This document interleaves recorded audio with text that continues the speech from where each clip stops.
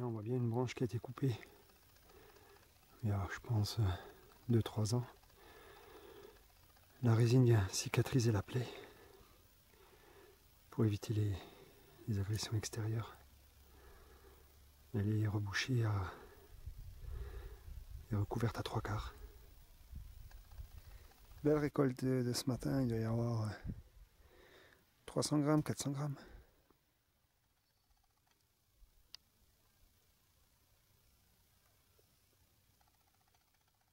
Bonjour et bienvenue au Camp des Cygnes pour une nouvelle vidéo. Donc en fait j'avais envie de faire une vidéo sur la résine de pin. Tout simplement parce que j'ai vu d'autres vidéos donc, qui m'ont inspiré, mais je pense que on n'évoque pas forcément tout ce qui est possible de faire avec la résine, qui est vraiment ce qu'on appelle aussi l'or des bois, tellement les utilisations et les possibilités sont multiples. Alors la résine de pin, à ne pas confondre, alors ça c'est une petite parenthèse que j'ai pu voir à certains endroits, la résine et la sève sont deux choses totalement différentes. Les constituants de la sève et de la résine ne sont pas les mêmes. Donc la résine est principalement constituée de colophane en grande majorité et d'essence de térébenthine. Donc la constitution, ce sont des acides résiniques, mais c'est pas le plus intéressant. Là on rentre dans le domaine de la chimie et c'est pas le sujet que je souhaite aborder. Donc voilà un petit peu sur la constitution de la résine. D'un point de vue historique, alors la résine elle est utilisée depuis fort longtemps, donc déjà nos ancêtres très éloignés à la préhistoire utilisaient la résine de pin pour coller leurs pointes de flèche dans la confection de différents outils. En Amérique, donc les Amérindiens utilisaient également la résine de pin pour étanchéifier leur canoë. Et en France, dans les Landes, où on a le pin maritime, ce qu'on appelait les résiniers, par procédé de gémage, c'est-à-dire donc ils faisaient une incision au niveau du tronc de l'arbre, et ils récoltaient dans des petits réceptacles en terre, ils récoltaient la résine, puisque la résine elle rentre dans la confection de pas mal de choses. Elle est utilisée en menuiserie, on l'utilise dans les peintures, dans des vernis, enfin voilà, il y a pas mal d'utilité à récolter la résine. Je disais dernièrement que le premier producteur de résine au monde était la Chine, mais que par le fait de surexploiter ces forêts, ben la production avait diminué, ce qui pourrait éventuellement relancer le gémage en France avec de nouveaux procédés un peu plus améliorés que ce qu'on faisait encore à la fin du XXe siècle. Alors la résine de pin, on la trouve sur la majorité des résineux. Je crois qu'il y en a un ou deux, mais qu'on ne trouve pas de toute façon ici. On ne peut pas récolter de résine. On la trouve principalement, donc ici, moi j'arrive à trouver du pin noir d'Autriche. Et en remontant un tout petit peu, donc pratiquement à ces altitudes, on a pas mal de pins sylvestres. Donc on la trouve sur tous les pins, sur les sapins, sur les épicéas, sur les genévriers ici. Que de temps en temps quand je coupe un genévrier, on voit bien que ça suinte de la résine. Voilà donc les pins, les sapins, les épicéas, le genévrier, les cyprès.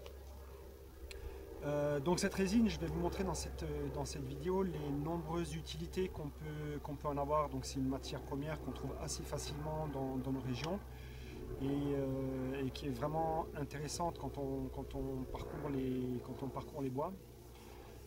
Donc je vais vous montrer comment constituer une colle à base de résine, comment faire un petit délice des bois, une petite sucette, donc un mélange résine miel. Vous verrez aussi qu'on peut l'utiliser, alors ça c'était un petit essai mais c'est pas ce qu'il y a de plus intéressant, une petite torche qui peut durer quand même quelques temps. Comment faire aussi de l'amadou, quelque chose qui est très intéressant par temps humide, qui nous permettra d'allumer un feu dans des conditions dégradées. On verra aussi qu'on peut l'utiliser récolter quand elle est encore un peu liquide, pâteuse, la mettre sur des plaies puisque c'est un excellent antiseptique. Alors par rapport à ça, je lisais récemment que des scientifiques dans le canton vaudois donc chez nos amis suisses que je salue. Ils ont remarqué que les fourmis, une variété de fourmis, utilisaient des petits morceaux, récoltaient des petits morceaux de 7-8 mm d'épaisseur et de résine, et qu'elle les disséminait un peu partout dans la fourmilière, et ce qui aurait comme effet d'éviter l'agression de champignons dû aussi à la promiscuité de la vie dans la fourmilière. Donc voilà, là pour dire que la résine a aussi un pouvoir antiseptique, donc elle est aussi intéressante pour cet aspect-là. Voilà, donc c'est vraiment une matière première qu'on trouve facilement, qui a pas mal d'intérêt, et je trouve qu'elle porte vraiment bien son nom d'or des bois. Donc je vous laisse visionner la vidéo. Je pense que certains pourront aussi apporter l'éclairage avec leurs connaissances. Et éventuellement, ce qui m'intéresse aussi, c'est de partager vos expériences. Peut-être que vous utilisez cette résine à d'autres fins. Vous avez peut-être des astuces. Voilà, c'est l'intérêt aussi de partager ces vidéos. Je vous donnerai aussi, vous verrez tout au long de cette vidéo, je partage certaines astuces. Un exemple, le savon naturel qu'on fait avec de la cendre et avec de la résine, il est intéressant d'y rajouter aussi de la glaise, de la boue qu'on trouve au bord des torrents, avec du sable très très fin.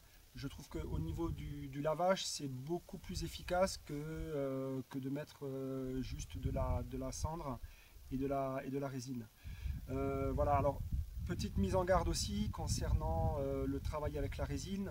Évitez de laisser le nez au-dessus de vos gamelles, c'est pas forcément très bon à respirer. Et la résine en fusion, c'est très très très chaud.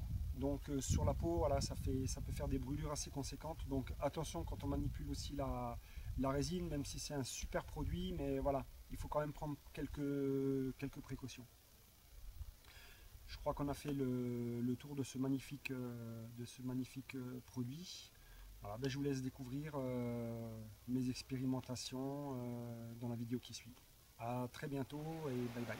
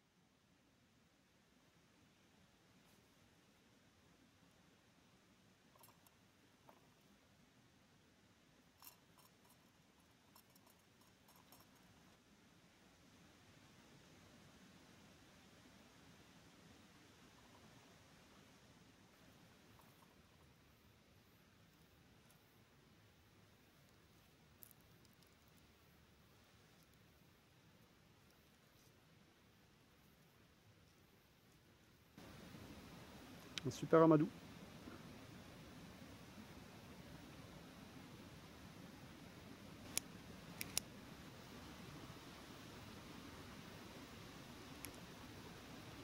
Une feuille, ça va très bien aussi, si on n'a pas de tissu.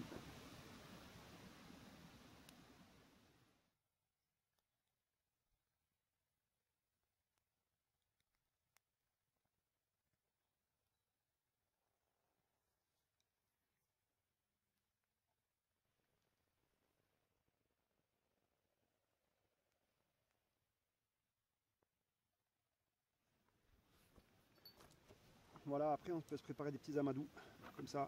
Alors l'avantage c'est que déjà c'est pas lourd, c'est sec, c'est tout dur, donc ça colle pas dans la poche à feu ou dans une poche. Voilà, donc des petits qui dureront un peu moins de 5 minutes et ceux-là qui peuvent durer moins de 10 minutes. C'est assez impressionnant, efficace. On peut les mettre sous cette forme, des bandelettes. Voilà. Et ça, on en met quelques-uns dans sa poche à feu. C'est intéressant.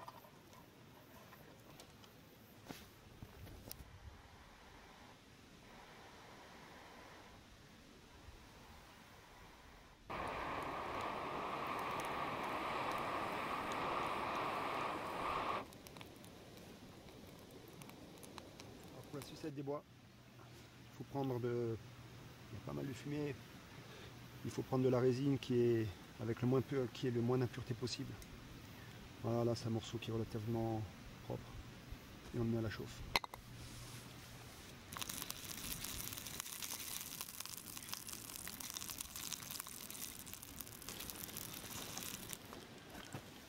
Et une fois que ça a bien chauffé, que c'est bien liquide, on rajoute, alors moi je rajoute 2 à 3 fois le volume de résine qu'il y a dedans, en miel.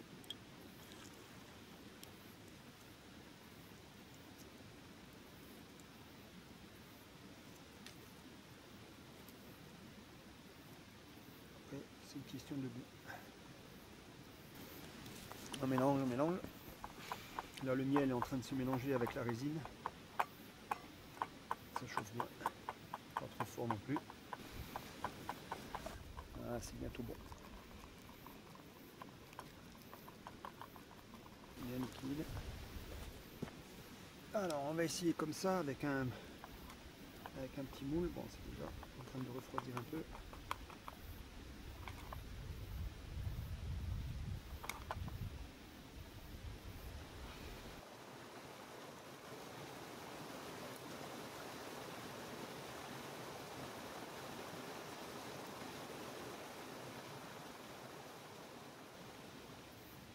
Donc voilà, il suffit de rajouter, si on veut ensuite avoir une consistance plus dure, comme une sucette, comme un bonbon. Là j'avais mis un peu trop de miel, du coup elle a du mal à prendre. Il suffit de rajouter un petit morceau de résine, refaire chauffer l'ensemble et ça lui donnera une dureté ensuite au refroidissement.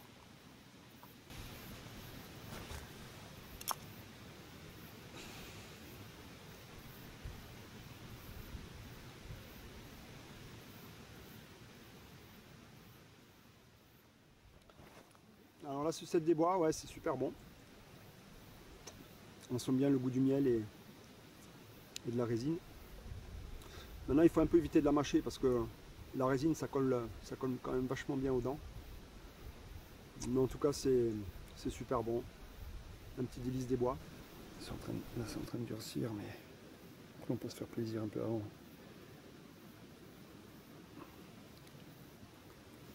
Alors pour la constitution d'un savon naturel, parce que souvent quand on est dans les bois, on évite d'emmener son propre savon. Il y a juste à le faire, c'est très simple et c'est surtout très très efficace. Alors le principe il est assez facile, c'est de récupérer de la cendre blanche. Donc on fait un feu et on récupère la cendre blanche qui a elle un pouvoir lavant, puisque riche entre autres en potasse. Les lingères autrefois elles le savaient puisqu'elles utilisaient de la cendre blanche pour faire partie les taches récalcitrantes sur leur linge. Donc on va utiliser de la cendre blanche que j'ai récupérée petit à petit sur différents feux. Et ensuite on va également récupérer, on va repartir sur de la résine. Donc il n'en faut pas énormément. Voilà, je vais prendre 2 morceaux que je vais aller piler pour qu'elle soit plus fine et qu'on incorporera à notre mélange. Elle est vraiment très très belle celle-là, elle est une couleur ambre, juste magnifique. Voilà, il suffit de la placer. Donc on met de la cendre blanche.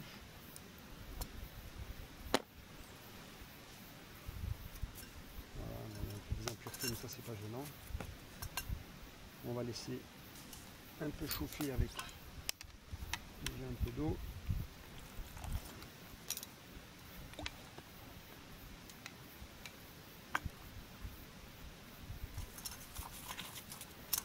Mélange pour obtenir une pâte un peu homogène. Là c'est un peu trop pâteux, on rajoute un peu d'eau. Voilà. Faut pas que ce soit trop sec non plus. Je vais remettre un tout petit peu. Voilà.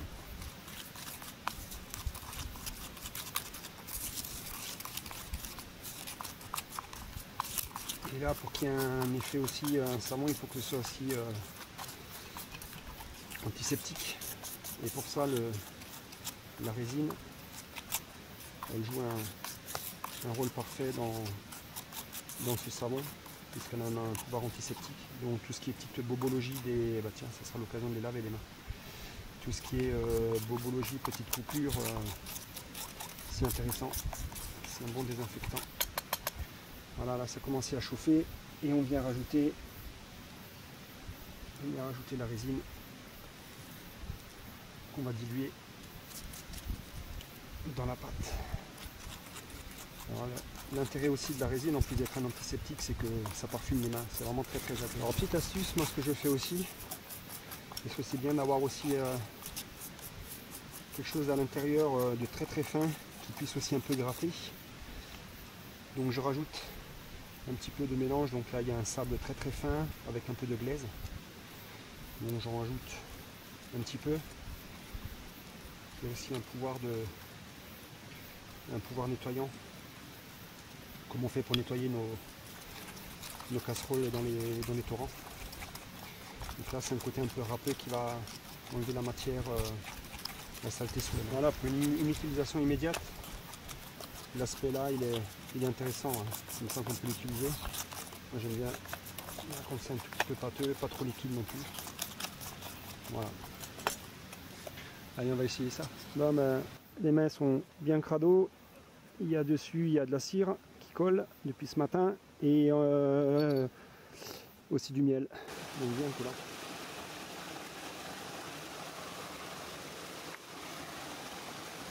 Un petit peu d'eau. Et il n'y a plus qu'à frotter. Alors ce qui est intéressant justement de rajouter du petit gravier, c'est que ça gratte bien, ça frotte bien.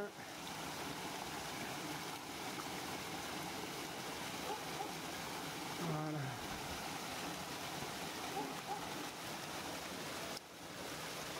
Et il n'y a plus qu'à aller rincer.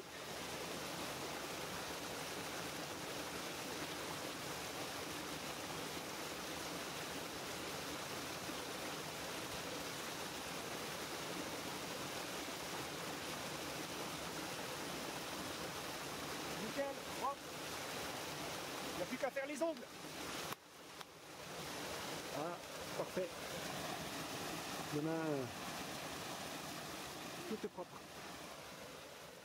Plutôt que de refaire à chaque fois du savon, quand vous êtes en bivouac, que vous êtes parti sur plusieurs jours, l'idéal c'est, une fois que vous l'avez utilisé, c'est de faire évaporer toute l'eau qui reste dedans, pas toute mais une bonne partie, et d'obtenir une pâte qui est cet aspect là. On a juste à sentir un petit peu chaud, qu'on peut prendre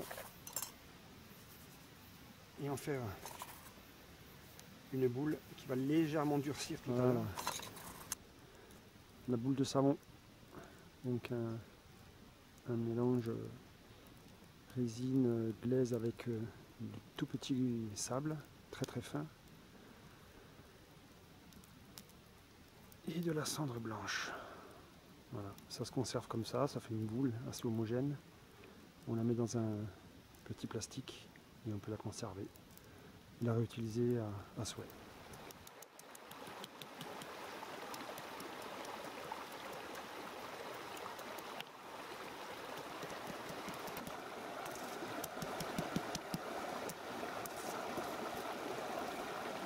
Alors pour la fabrication de cette colle, alors toujours de la résine qu'on laisse chauffer, dans lequel on va venir y mettre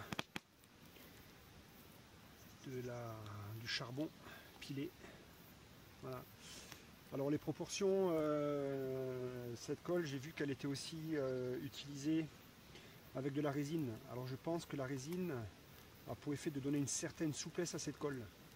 Parce qu'autrement, c'est vrai que c'est une colle qui est très cassante, donc qui supporte difficilement les chocs. Par contre, qu'on peut utiliser par pression sans donner de coup. Donc je pense que, donc là moi je ne vais pas en mettre de la résine, de la cire. Je vais juste y rajouter, là c'est bien en train de chauffer, je vais juste y rajouter donc le charbon. Alors les proportions, là ça va être un peu du pif, mais a priori c'est moitié-moitié. Voilà, donc là ça a bien chauffé. Donc je rajoute. Voilà, et on mélange.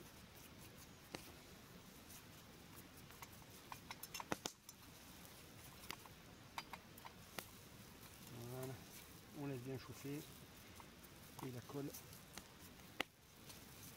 Ah, la texture elle est intéressante là. Là la texture elle est bien. Alors on va essayer. Hop.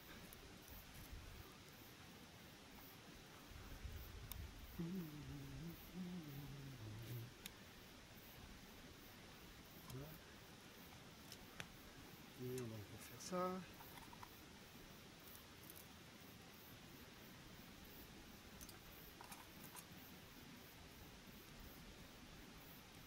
Voilà.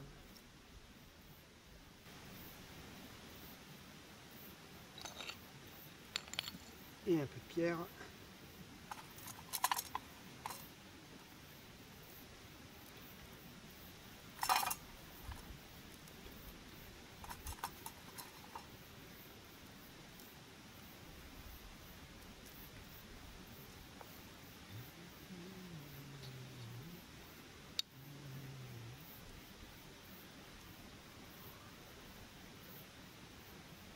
Alors sur les deux pierres ça n'a pas tenu, je pense qu'elles n'étaient pas assez poreuses. Par contre là, bon, le morceau n'est pas forcément très lourd mais ça tient bien, ça colle bien. Donc, sur le bois c'est vraiment très efficace. Voilà, et même avec une bûche qui doit faire plus de 2 kg, ouais même plus, peut-être 4 kg. Ouais, bah ça tient bien. Donc sur le bois c'est vraiment efficace.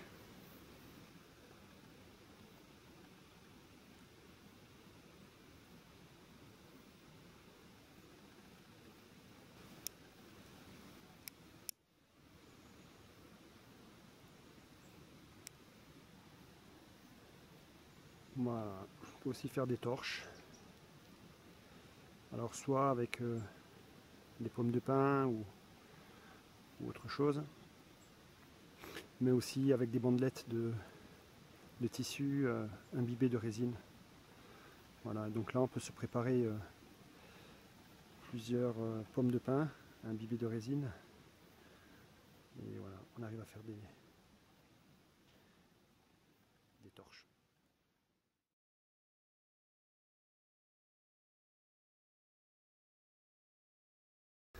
Alors un autre intérêt de la résine quand elle est fraîche, c'est de pouvoir l'appliquer sur des petites plaies. En général quand on va promener en montagne ou faire des bivouacs ou autre activité en forêt, on est censé toujours avoir une trousse de premier secours sur soi. Mais voilà, il est aussi intéressant de trouver d'utiliser ce qu'on peut trouver. Et là en l'occurrence la résine sur une plaie c'est un antiseptique et ça protège la plaie des agressions extérieures. Donc il suffit de venir couper une branche proprement.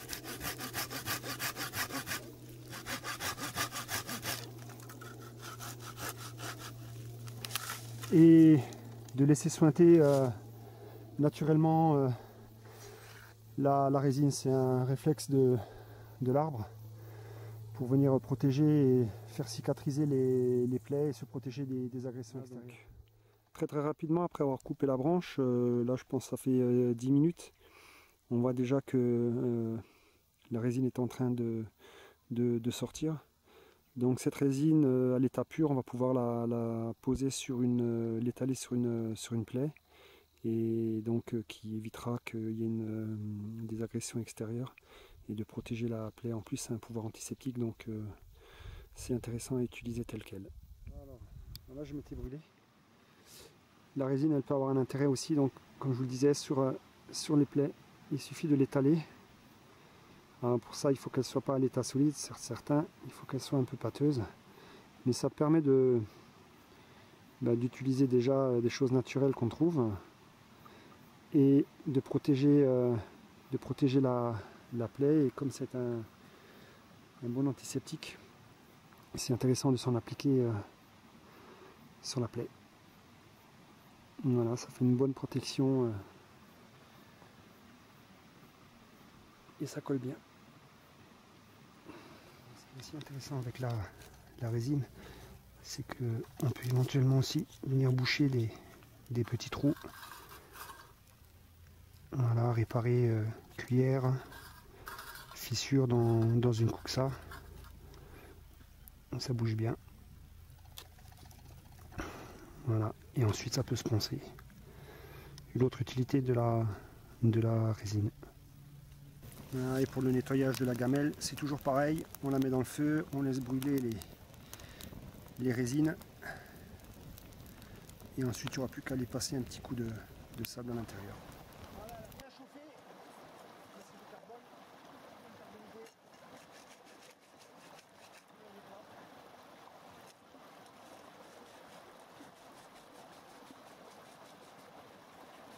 Alors quand vous utilisez de la résine, particulièrement à la chauffe, soyez très prudent parce que c'est très inflammable. Et il suffit de rapprocher un peu et ça prend feu. Donc attention quand vous manipulez la résine au-dessus d'un feu.